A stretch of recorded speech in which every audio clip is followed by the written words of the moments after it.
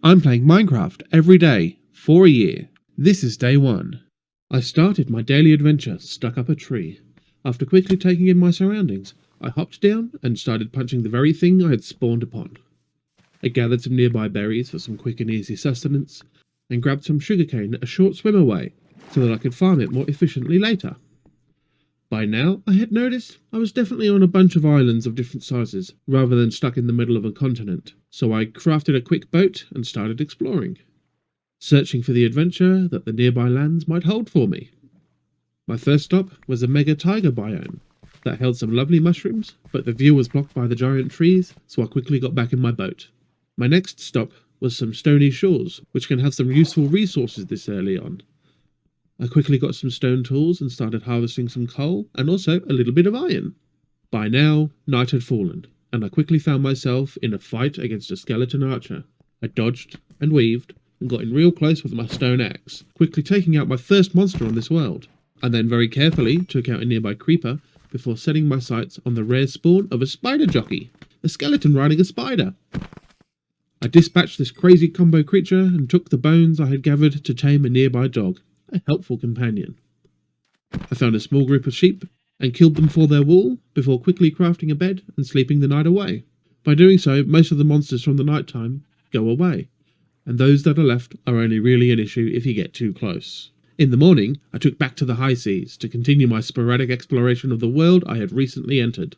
I soon noticed one of the drowned structures under the water, so I went to investigate, as the chests contained within can hold useful loot. This one had a little bit of food and coal, but also a very exciting treasure map. On returning to the surface, I quickly saw the thing I'd been looking for all this time, just off in the distance. A village! But first, I wanted to find the treasure on my newly acquired map. I went to the location on the map, aligned myself precisely on the shore, before digging down and quickly finding the buried treasure. Inside was a few useful things, some extra iron, a heart of the sea, and my first diamond! On the way back to where I saw the village, I saw a small shipwreck, and inside I found a little more treasure. Mainly some even more iron, as well as my first few emeralds. Upon arriving at the village, I quickly set to raiding every useful thing. I first went to the blacksmith I had spotted from the water, and found some obsidian blocks, another bit of iron, and a very useful iron pickaxe. With the sun once again going down, I quickly found a spot on the hill overlooking the village and set up a small camp there.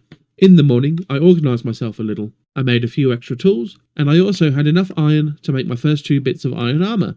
I then returned to the village and used my new hoe to gather the hay bales around the village so I could craft them into bread and use it as my main food source for a while. I grabbed a spare bale that I found to ensure that all the villagers would gather in just the one spot, and then went around the village gathering all of the job blocks as well as all of the beds. I took them to the courtyard area in the middle of the village and set up the job blocks together and all the beds in a nice long row.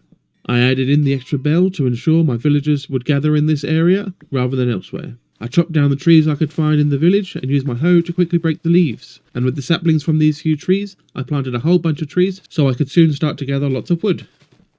Whilst up at my camp, I noticed some buildings up on the hill nearby, and I figured they'd have a brewing stand that I could use to make a cleric villager, so I could soon trade for ender pearls. As soon as I got to the village, I grabbed the 2 brewing stands, as well as the beds, the crops, and anything else useful that I could find. Whilst yes, this village would now struggle, my village shall prosper, with the resources of both.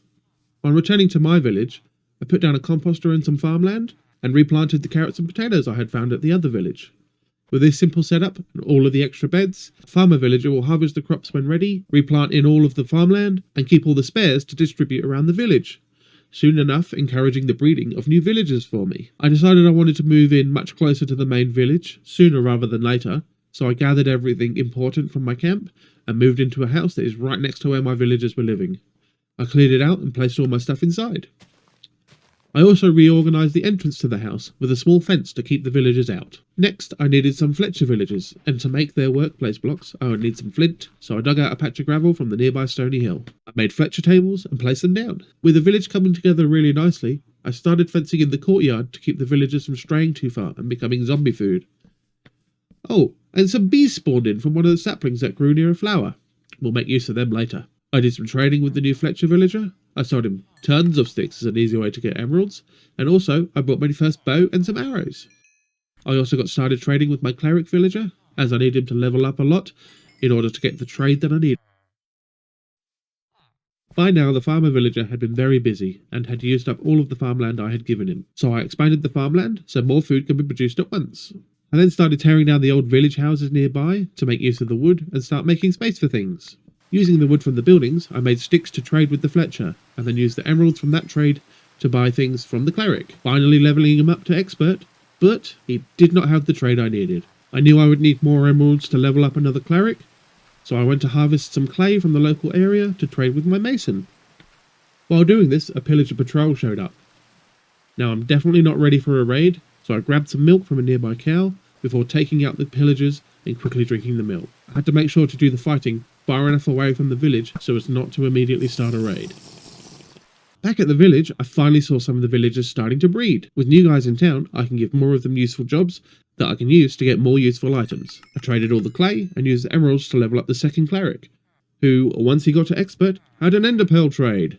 This is an essential item for getting to the end and fighting the dragon. At this point, I needed to get to the Nether to get blaze rods so I could craft Eyes of Ender, and without many diamonds, I couldn't yet dig up obsidian.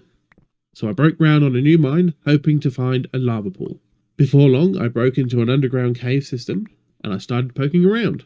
I noticed that the subtitles mentioned that lava was bubbling nearby, so I started digging in the general direction shown, and I quickly found what I was looking for.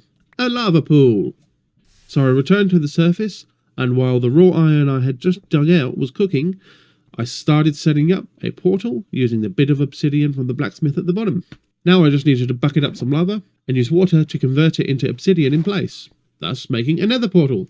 I got prepared for heading to the Nether, which included buying a nice enchanted bow, and then I went through the portal. I very quickly explored the area around my portal and came to the realization that I had entered the Nether into essentially a small room. Now, I've played Minecraft a whole bunch over the years, so I decided to use my seed on chunk base to help me pick a direction out of this room. I located a nether fortress a couple of hundred blocks to the north and started digging. I bridged over a few chasms and kept digging until finally I got there. I found a blaze spawner just around the corner and quickly dispatched the local blazes, collecting a blaze rod from them. Now I wanted to use this blaze rod to help brew some fire resistance potions so I can much more safely collect more blaze rods.